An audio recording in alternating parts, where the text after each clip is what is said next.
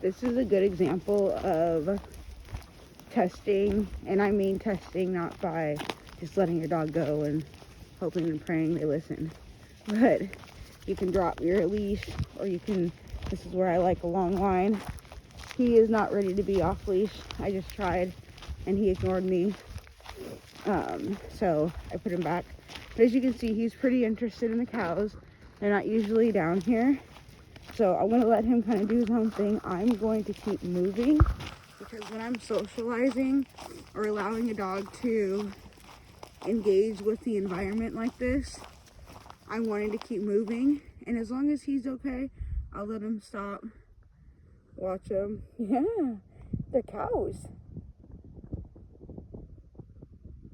But when they're very engaged with their environment like this, it can be hard to work with them. So what I personally would do is have some sort of food just in case. I like to have something. Yeah, good boy. That's a good boy. Yeah. But for him, verbal and physical praise works. But right there would have been a perfect time to mark with yes and reward with food. And I say food because it can eventually be a, he's like, your little babies. Oh, yeah. Good boy. So he's listening when I'm calling him, so that's good. But I still wouldn't trust that he's going to listen completely off leash. So I'll let him. I just need to be careful that it doesn't get caught. Scooby, yeah. Good. Good boy. And I'm not saying YES just because I don't want to mark it unintentionally. So I'm just telling him he's good. Ooh, you got a little Scooby there. What is that? Ooh, I'm falling over. So as long as they're not reacting, that is the biggest thing. They can stand here, they can watch, they can engage. Yeah, good boy. That's a good puppy. This is what he does. Oh, well, not necessarily the stretching, but that's what he typically does as his alert, which I don't even think that was really anything. Yeah, so I'll let him watch. Such cute cows, huh? So this is where you can add in obedience training, engagement, working with, oh, the baby wanted to come say hi. And right now I'm not worried about the leash. If it's tight, I'll just step forward. We're not training leash work. So this is him being a little unsure. This is interesting. The more the baby gets closer, the more he's like, what is that? There it goes.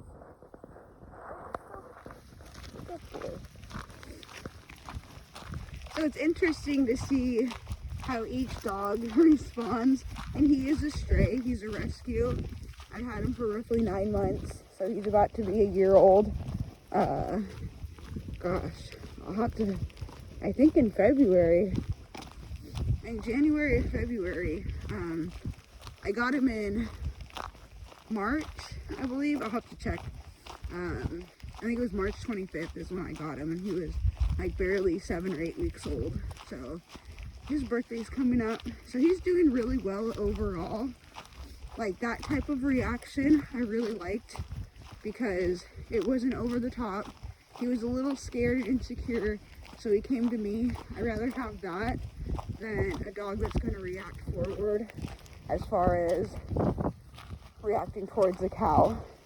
I'd rather them be a little bit of a chicken than not. So here would be a point where I would try off leash again, let him off, let him run around, do his own thing. But because he was a little bit afraid of the cows, I don't want something spooking him, and he takes off. So I'm just gonna walk him like this.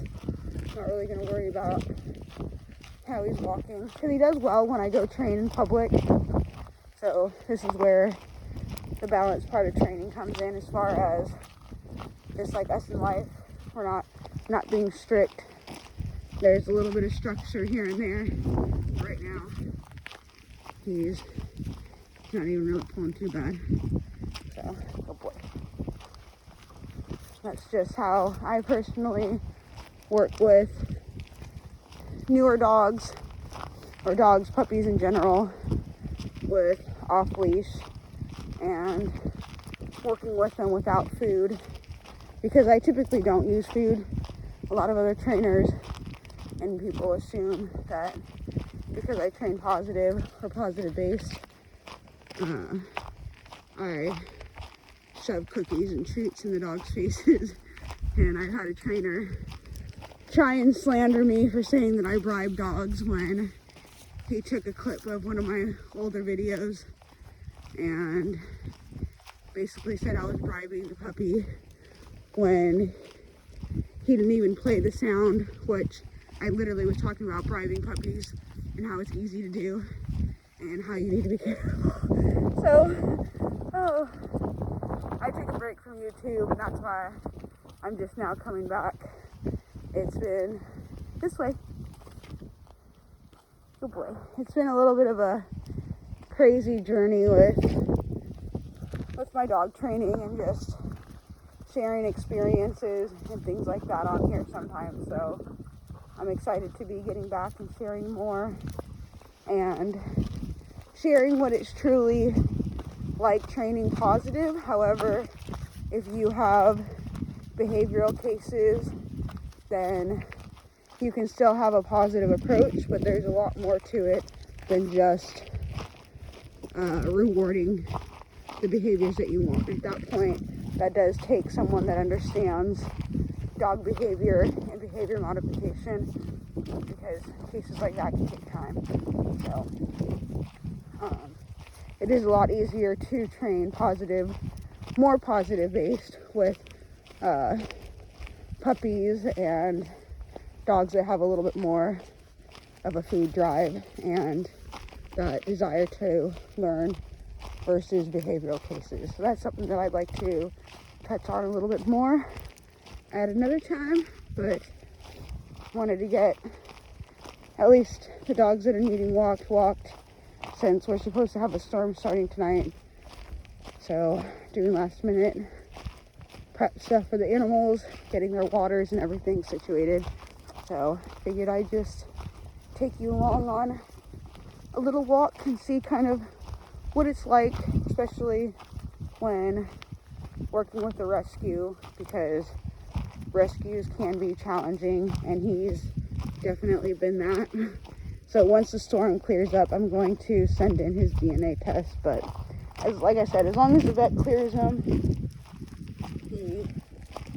he'll be good to work. Otherwise, I'm really wanting to focus on my program this year, so I'm not wanting to take too much time training all these dogs for myself when I know how things go in my life. Things change so much.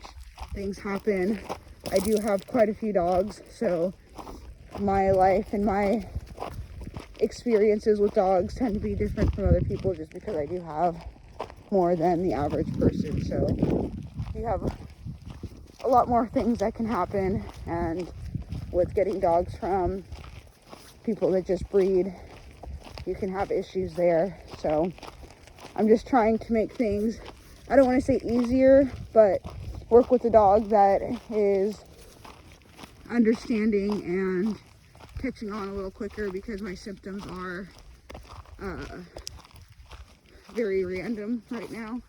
So I am working on tracking, and so far he's been the only one that's been consistent in most of the work that I'm needing.